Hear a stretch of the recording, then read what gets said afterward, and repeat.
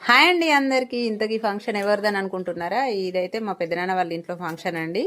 ఈ ఫంక్షన్ ఏంటంటే శ్రీమంతం ఫంక్షన్. చూడగానే అర్థమైపోయి ఉంటుంది, పలహారాలు పిండి వంటలు అన్నీ కనబడుతున్నాయి కదా.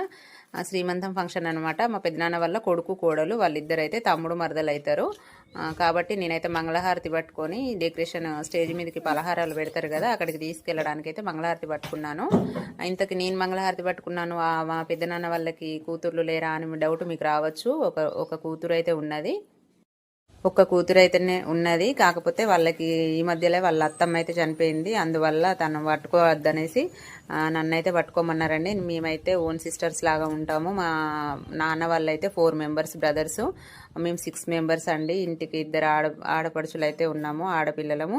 మేము మొత్తం 6 మెంబర్స్ ఉంటాము. నేను అందరిలో 4 అన్నదమ్ముల ఇళ్ళలో నేనే ఫస్ట్ పెద్ద కూతుర్ని అనమాట. నేనే ఫస్ట్ పుట్టాను అమ్మాయి, నేను పెద్ద కూతుర్ని. అన్నిట్లో ఇంతవరకు అయితే నన్నైతే ముందుంచుతారు.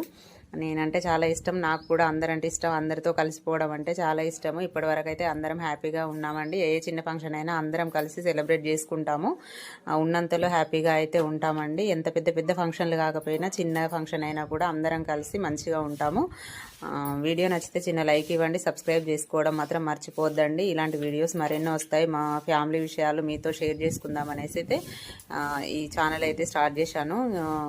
మా చెల్లి అండి, ఓన్ సిస్టరు తినైతే. ఇంకా వేరే